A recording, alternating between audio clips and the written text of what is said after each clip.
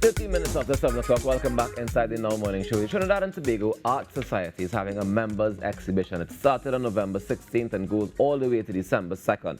This morning, I want to welcome President of the TNT Art Society, Kiba Jacob Motley, alongside photographer Maurice Alexander and painter Farah M. They join us on set this morning to discuss this fantastic initiative, well, the exhibition that's happening. Good morning. Welcome to the show. Morning. Thank you for having us. All right, I want to start with you, Kiba. Tell me the importance of having a members exhibition. Okay, so this members exhibition, as with any other members exhibition, is an opportunity for us to showcase our talented members. And so in this exhibition, we feature 53 member artists displaying 60 pieces of artwork, varying from paintings to photography, sculpture. And so it's a really awesome exhibition that everyone should come out and see at the Art Society in Federation Park. How often do you guys host these members exhibitions? So far, we've been trying to host at least one per month. So that's the. And how has that been working out so far? Pretty good. So far we've had about 7 for the year, so it's good. All right, this is fantastic. And we see a variety of work. I mean, we have with us here this morning photographer Maurice Alexander as well as painter. Maurice, let me start with you. What sort of work, what sort of photography do you do? Let's start there. So I do have a wide variety of genres of photography, but mainly landscapes and portraiture.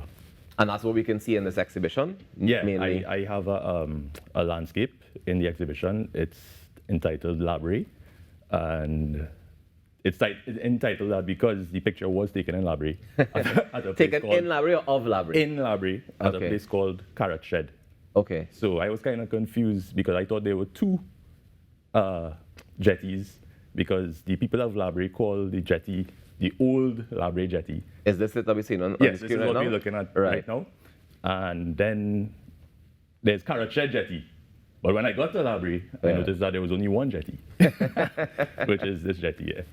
All right, and this one that we're seeing here is less landscape and more people, yeah? Well, this is I would consider this portraiture. Right. So this is in Paramin. I go to Paramin every year for Carnival Monday night mass. Yeah. And this was in. What inspires the pictures that you take? Because I mean, this is two juxtaposing shots, right? One is a very clear landscape shot. This one is, like you said, portrait, and there's more people. We're back to landscape, and here this is a beautiful sunset. What inspires you to decide which pictures you're going to capture or even put up in an exhibition?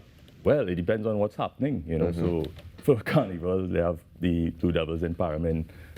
If nothing is going on, I'll take a landscape.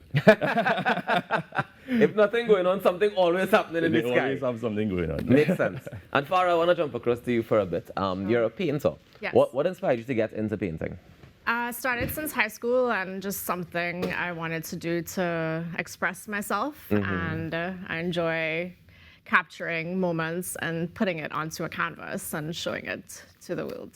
And how would you describe your painting?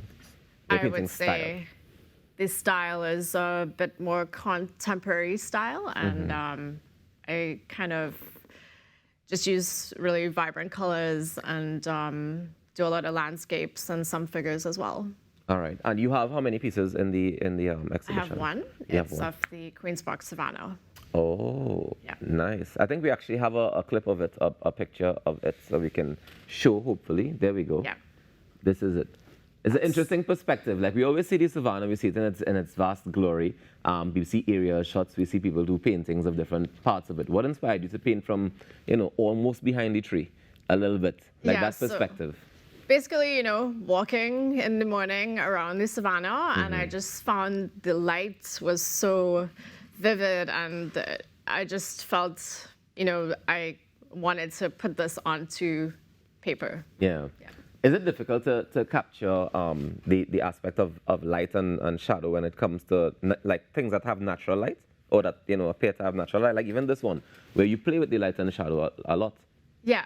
I think it's just something I try to work on, and it really shows the Caribbean and the sunshine and, the So beautiful. do we ever paint our flooded days or rainy I dark think that could be days? good too. I think it's, filtered light is beautiful in its own way. But yeah, in this painting of the savannah that I actually had done, I really wanted to show that bright morning light. Yeah.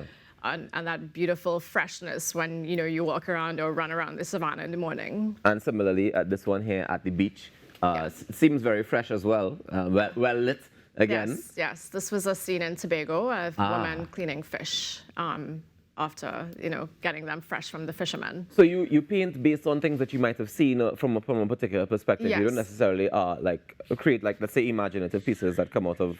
Yeah, not necessarily imaginative, but it's a combo. I create things, but I also saw it in real. So So it's like you're painting from your perspective of what you saw. Yes. Nice. That's very fun. This is great. I love the art appreciation, as you can see. Kiwa, the pieces that we're going to be seeing in this exhibition, are they available for sale as well? Yes, they are. And so if you would like to make a purchase, you visit the Art Society. You can also follow us on Instagram, where we feature the paintings that are available. And just to give, because I know when people hear art, they think a luxury item and it's beyond what they can afford. We have varying price ranges from, yeah. I like how you mentioned that, because Yes. I'm curious, right? Yes. There was a time Yeah. I encountered a lady who was doing some art, Yeah. and I inquired about, the price of said piece of art, and she said 3, and I said, 300, 3,000, $3, like, what are we talking about, 3? And she chuckled and walked away from me. She said, you're not ready for this conversation, and she just walked away from me, and I was like, but I was trying to buy. I don't understand. And so what's the price point? What's a general, give me a general range. It depends. I mean, the price of artwork depends on the size, the material used. So in this exhibition, we have paintings ranging from $800 to the most expensive piece is $8,000, but that's a pretty large piece. But then you see, even that same artist who has a painting for $8,000 in this show, I purchased a piece from her earlier this year for $750. So there is affordable artwork available. So you just have to visit exhibitions, the Art Society, and many of the other galleries in and around Port of Spain and South Trinidad, and just get a sense for what you like, and then eventually you're going to see something that you like, that you love, that you can afford. Farah, is it difficult being a Trinbagonian painter, artist? No, I think there's a lot of creativity happening right now, and I think it's a matter of meeting people and attending things like these member exhibitions to really network within the community of artists, and put yourself out there and have the public see your work, and meeting other artists. And now we have some more of your work that we wanna showcase. But while we show it on TV, I was focused more on the question. I was kind of going more towards the financially sustainable side of things, because we're not starved for creativity. I mean, look, you look out the veranda and you get inspiration there, right?